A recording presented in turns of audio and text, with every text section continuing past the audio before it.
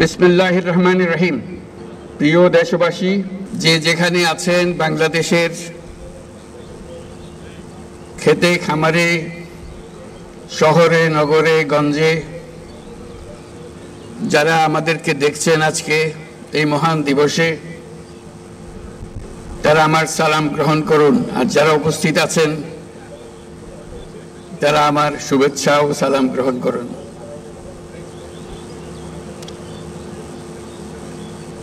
প্রথমে আল্লাহর কাছে শুকরগুজারি করছি এই মহান দিবসটি আমাদেরকে দেওয়ার জন্য। তার রহমতে আজকে আমরা এটা সফল করতে পারলাম, এবং তার যে রহমত আছে সেটারও প্রমাণ আমরা পেলাম। যখন জুলাই ঘোষণা দেওয়ার জন্য এখানে এসেছিলাম, ওখানে বৃষ্টির কোনো লক্ষণ ছিল না, কিন্তু আমাদের কাজ শুরু হবার মাত্রই বৃষ্টি শুরু হয়ে গেল। তা আমি বললাম, যেটা আল্লাহর রহমতে আমাদের উপরে বর্ষাচ্ছে। আজকেও আল্লাহর মেহেরবানি, ঠিকই তিনি আমাদের উপর রহমত বর্ষিয়েছেন। তার কাছে আমরা শুকরগুজারি করি। এই যে মহান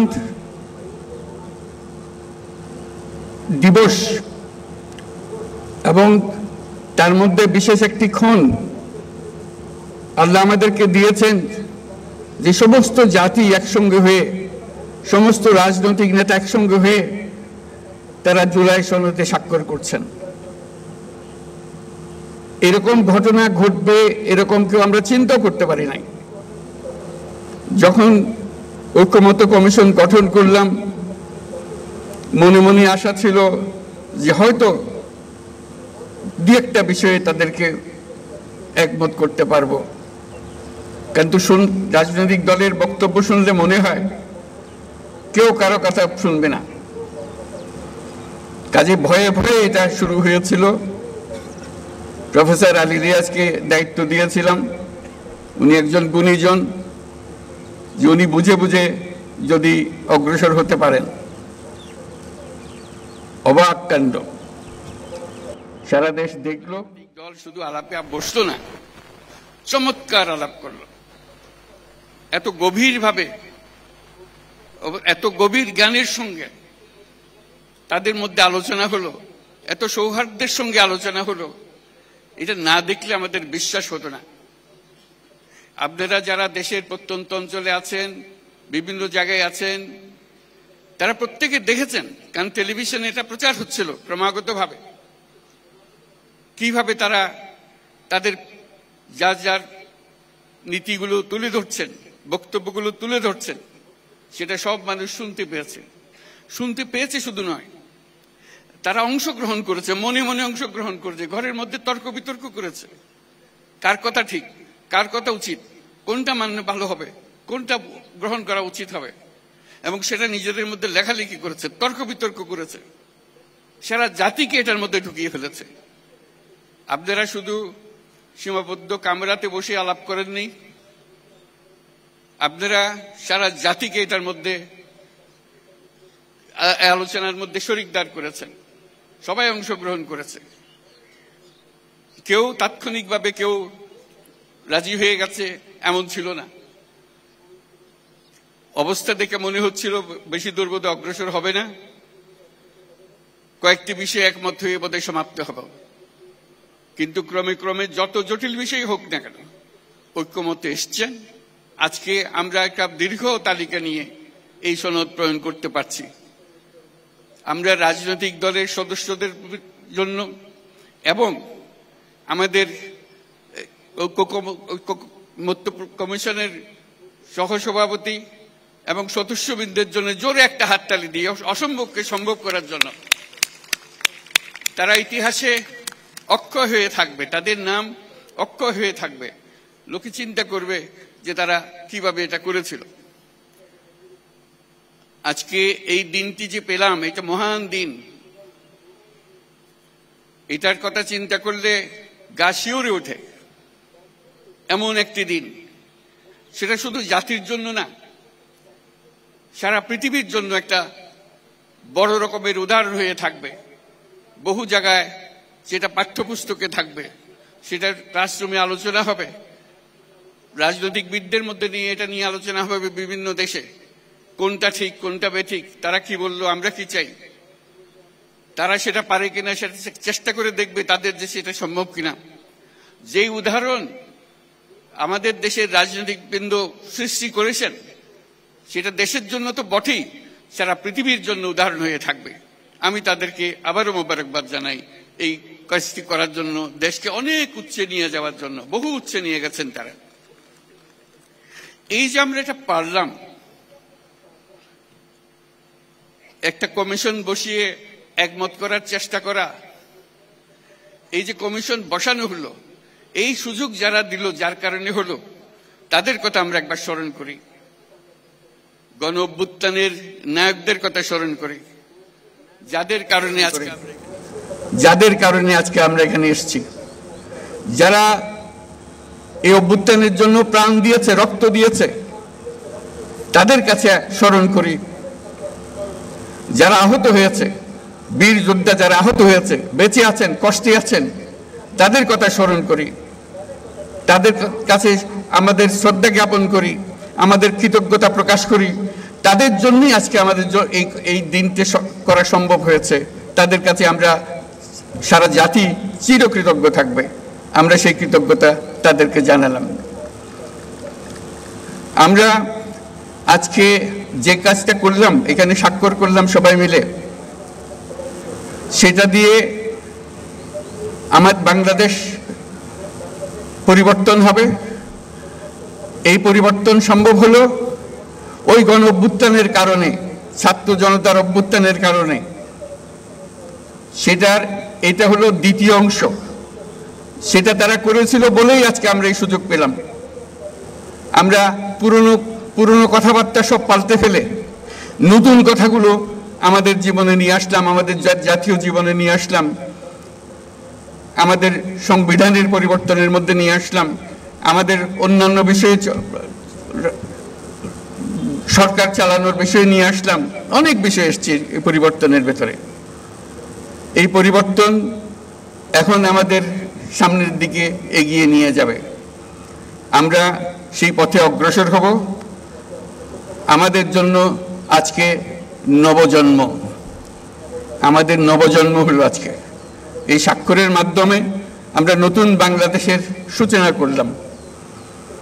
সেটা যেন সঠিকভাবে আমরা যেতে পারি, এটার জন্য আমরা আল্লাহর মেহেরবানি চাই, যাতে করে আমরা এটার থেকে বিচ্যুত না হই। আমরা একমত হয়েছি, এই একমত সুন্দরভাবে পরিচালনা করা, সামনের দিকে নিয়ে যাওয়া কিভাবে আমাদের কাছে সম্ভব হয়। যেই তরুণরা এই দিনটিকে সম্ভব করেছে, এই বাংলাদেশের আনাচে কানাচে এই পরিবর্তনের জন্য যারা জীবন দিয়েছে, তারা এই তরুণরাই আবার বাংলাদেশকে নতুন করে গড়বে। এই আলোকে, এই চিন্তাধারার আলোকে তারা এই দেশকে গড়বে, তারা এই দেশের নেতৃত্ব দেবে, তারা আমাদেরকে পথ দেখাবে। এই দেশ তরুণদের দেশ। এখানে 18 কোটি মানুষের মধ্যে অর্ধেক মানুষ হলো 27 বছরের নিচে। চিন্তা করেন কিরকম তরুণ এই বাংলাদেশের মানুষ। এটি আমাদের সম্পদ। সারা দুনিয়া অবাক বিশ্বে আমাদের দিকে তাকিয়ে আছে, কখন আমরা তাদেরকে সাহায্য করব ওই তরুণদের পাঠিয়ে।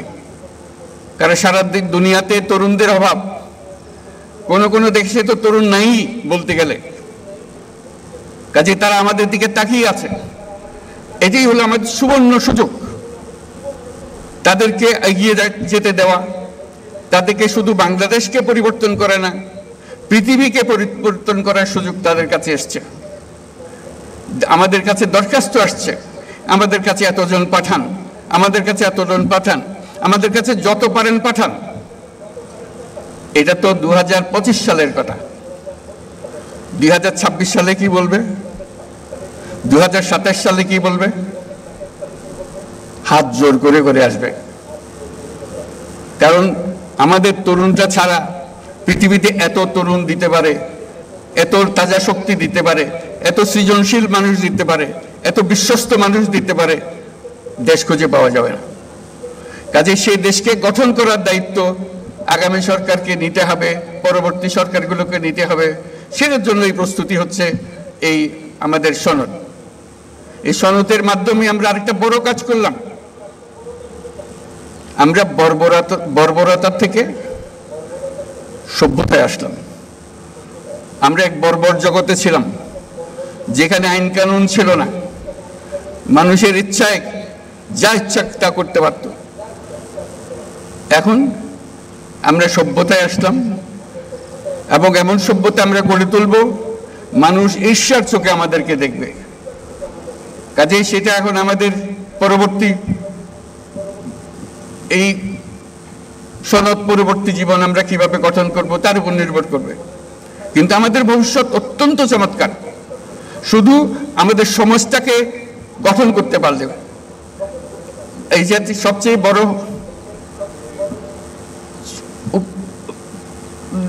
কনক্লুশন যেটা এখান থেকে যেটা আমরা পেলাম, আজকে যেটা আমরা বুঝতে পারলাম, যে আমরা যদি একমত হই, যেভাবে আমরা হতে পেরেছি, অন্য সব কাজেও যদি আমরা একমত হই, এক পথে চলি, তাহলে আমাদের দেশ এটা অনন্য দেশে পরিণত হবে। আমাদের দেশের সেই শক্তি আছে, সেই শক্তিকে আমরা ব্যবহার করতে পারি। আমরা আমাদের যে সম্পদ আছে, যেটা আমরা ব্যবহার করতে পারিনি পর্যন্ত। আমি বারে বারে যেটার কথা উল্লেখ করি, এটা হলো বঙ্গোপসাগর আমাদেরই অঞ্চল, আমাদেরই বাংলাদেশের অংশ। কোনোদিন আমরা খেয়াল করে দেখি নাই এই অংশে আমরা কি করি। এই অংশ অত্যন্ত সম্পদশালী অংশ। আমরা বলছি যে এটা আমরা পূর্ণ ব্যবহার করতে চাই, এই সম্পদকে আমরা এগিয়ে যেতে চাই, আমরা আর তর্ক বিতর্কের মধ্যে থাকতে চাই না। সেই জন্যই আজকে সনদ হলো, এই সনদ তর্ক বিতর্কের অবসান করবে। আমরা নিয়ম মতো চলে যাব। আমরা এখন নিয়ম মাফিক চলার জন্য তৈরি হয়েছি। এই নিয়ম যেন আজকে আজকে সই করলাম, অনেক আলোচনার মধ্যে দিয়ে আমরা সই করলাম, এটা আমাদেরকে পথ দেখিয়ে দেবে। এই পথে আমরা চলবো, তাহলে আমরা এই যে আমি বারে বারে বলছি যে আমরা যদি গভীর সমুদ্র বন্দর করে দিই, তাহলে সারা দুনিয়ার জাহাজ আমাদের বন্দরে ভিড়তে হবে। আমাদের পণ্য সিঙ্গাপুরে খালাস করে দিয়ে চলে যেতে হবে না, অন্য দেশের পণ্য সিঙ্গাপুরে খালাস করে দিয়ে যেতে হবে না, আমার দুয়ার পর্যন্ত নিয়ে আসতে হবে পারবে। এবং অন্যান্য দেশের যারা সুযোগ দিতে পারবে না, তাদের পণ্য এখানে দিয়ে যাবে, আমাদের এখান থেকে তারা নিয়ে যাবে। কাজে একটা বিরাট সুযোগ। আর বঙ্গোপসাগরে মাছেরও তো একটা বিষয় আছে। অন্য দেশের মাঝিরা এসে, আমাদের মৎস্যজীবীরা আছে, এসে আমাদের পানি থেকে তারা মাছ শিকার করে নিয়ে যায়। আমরা হাত করে তাকিয়ে থাকি, কিছু করতে পারি না। আমাদের মাছ দিয়ে যায়, আমরা আমাদের মাছ ঘরে আনতে পারি না। এটার থেকে তো আমাদের উদ্ধার পেতে হবে। সেই বঙ্গোপসাগরকে মিলিয়ে, তার উপকূলকে মিলিয়ে আমরা সমস্ত বাংলাদেশ পরিবর্তন করে ফেলতে পারি। আমাদের পরিকল্পনায় যদি আমরা মাতারবাড়ি, কক্সবাজার সবকিছু মিলিয়ে, মহেশখালী সবকিছু মিলিয়ে আমরা যদি একযোগে বন্দর উন্নত করি, তাহলে পুরো এলাকা নতুন সিঙ্গাপুরে পরিণত হবে। এটা নির্ঘাত, এটার থেকে কেউ বাইরে যেতে পারবে না, এবং সবল দেশের মানুষ এখানে আসবে। আমরা আমাদের অর্থনীতির অংশ হিসেবে আঞ্চলিক অর্থনীতি গড়ে তুলতে পারি। আমরা নেপালে, ভুটানে, সেভেন সিস্টার্সে তাদের সঙ্গে আর্থিক সম্পর্ক গড়ে তুলতে পারি শুধু এই বন্দরের কারণে, এই যোগাযোগের কারণে। তারাও সমৃদ্ধ হবে, আমরাও সমৃদ্ধ হব।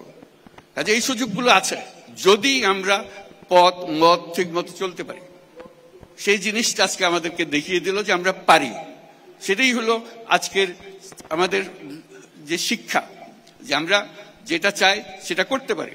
এবং যেটা আজকে করলাম সেটা ছাত্রদের, তরুণদের জানিয়ে দেওয়ার জন্য তাদের পাঠ্যপুস্তকে থাকবে আমরা কিভাবে ঐক্যমতে এসেছি, কি কি বিষয় বিবেচনা করেছি, তারা কেন এই সিদ্ধান্তে এসছে, কিভাবে এসছে, তাদের জন্য যে তারা বিতর্কগুলো করেছেন দিনের পর দিন এই সিদ্ধান্তে আসার জন্য, সেগুলোর ভিডিও ইস্যু ভিত্তিক তৈরি করে করে ছাত্রদের হাতে দিয়ে দেওয়া হবে। তারা যেন দেখে তাদের নেতারা কিভাবে তাদের বিষয়গুলো বিবেচনা করছেন, কিভাবে সিদ্ধান্তে আসছেন, তারা যেন অনুপ্রাণিত হয়।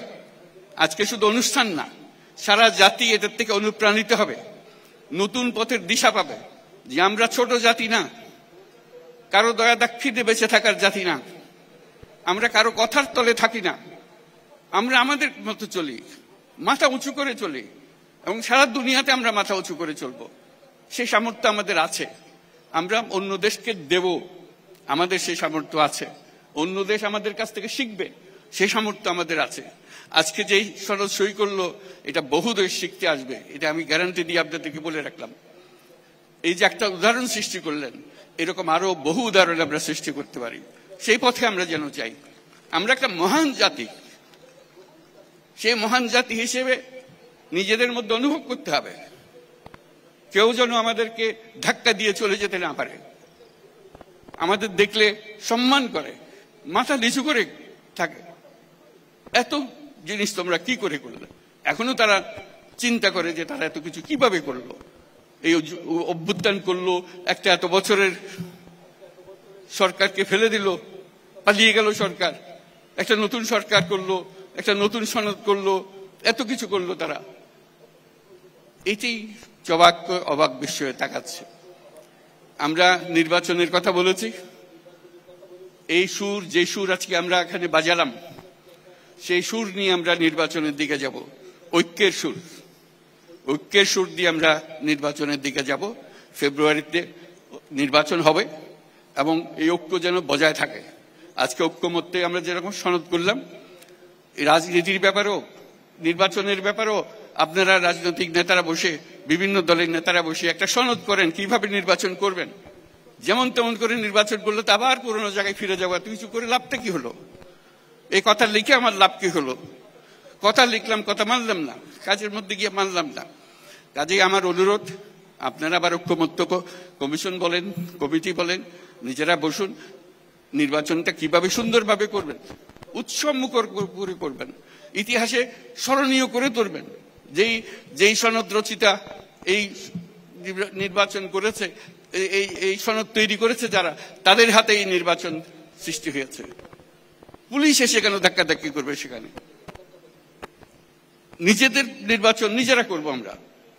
কারো এসে আমাদেরকে সোজা করতে হবে না, আমাদেরকে দেখিয়ে দিতে হবে না, ধাক্কাধাক্কি করতে হবে না। আমরা কি জানি না নাকি কিভাবে নির্বাচন সুন্দরভাবে করতে হয়? সেটা যেন একটা উদাহরণ হয়, সেটা জাতির জন্য উদাহরণ, বিশ্বের জন্য একটা উদাহরণ হিসেবে আমরা সে নির্বাচনটা করতে চাই। আমরা ইনশাল্লাহ পারবো। আজকে সেই পারার একটা চিহ্ন আমরা এখানে রেখে গেলাম। এই চিহ্নটা ধরে আমরা পথে অগ্রসর হব। আল্লাহ আমাদেরকে সেই সামর্থ্য দিক। সেই জন্য আমাদের সবার জন্য দোয়া করেন।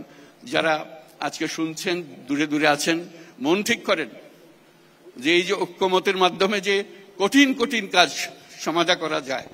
আমরা যে বর্বরতার থেকে সভ্যতায় এসেছি তার প্রমাণ রাখা যায়, কার্যে প্রমাণ করতে হবে। এখন তো কাগজে আমরা প্রমাণ করলাম, সেই সভ্যতা আমরা নিয়ে আসতাম। এখন কাজে প্রমাণ করতে হবে যে আমরা সেই সভ্যতা অর্জন করেছি। আমাদের রাজনৈতিক নেতারা আমাদেরকে সে পথ দেখিয়েছেন, আমরা তাদের কাছে মাথা নত করছি যে তাদেরকে তারা আমাদেরকে এই পথ দেখানোর জন্য পরবর্তীতেও তারা যেন সুন্দরভাবে করে, নির্বাচনটাও সেরকম যেন আমরা বাহবা দিতে পারি। সবাই মিলে এমনভাবে নির্বাচন করব, কোন দুনিয়ার কোনো কেউ এসে বলতে পারবে না এখানে ক্ষতি হয়েছে, এখানে গোলমাল হয়েছে, এই কথা যেন বলতে না পারে। বাইরের লোক এসে কেন আমাদেরকে বলবে তোমরা এটা ঠিক করে নাই, ওটা ঠিক করে নাই? তা আমরা কি জাতি হলাম যে বাইরের কথার জন্য আমাদেরকে অপেক্ষা করতে হবে? আমরা যারা এই সনদ তৈরি করতে পারি, সে ক্ষমতাতে কি দুনিয়ার কারো কাছে কোনো কম মনে হয়েছে আপনাদের কাছে? সে আলোচনা কি কারো কাছে কম মনে হয়েছে আপনাদের কাছে? যে রাজনীতিবিদরা এখানে অংশগ্রহণ করেছেন, তাদের বিদ্যা, তাদের জ্ঞান, তাদের অভিজ্ঞতা অন্য দেশের কোন রাজনীতিকের চেয়ে কম মনে হয়েছে আপনাদের কাছে? মোটেই মনে হয় নাই। তাহলে কেন আমরা এটা পারবো না? কাজে আপনারা দোয়া করেন, সবাই মিলে চেষ্টা করেন যাতে করে আমরা সুন্দরভাবে নির্বাচনটা করতে পারি ইনশাআল্লাহ। তাহলে আমরা সঠিক পথে অগ্রসর হতে পারব। আজকে সবাইকে ধন্যবাদ জানিয়ে, বিশেষ করে যারা এই সনদে স্বাক্ষর করলেন তাদেরকে ধন্যবাদ জানিয়ে, তারা আমাদের দেশটাকে একটা বহু উচ্চতায় আমাদেরকে নিয়ে গেল। সে উচ্চতায় যেন থাকতে পারি, আরো উচ্চতায় যেন আমরা যেতে পারি, সেটার জন্য আল্লাহর দোয়া কামনা করছি। সবাইকে ধন্যবাদ।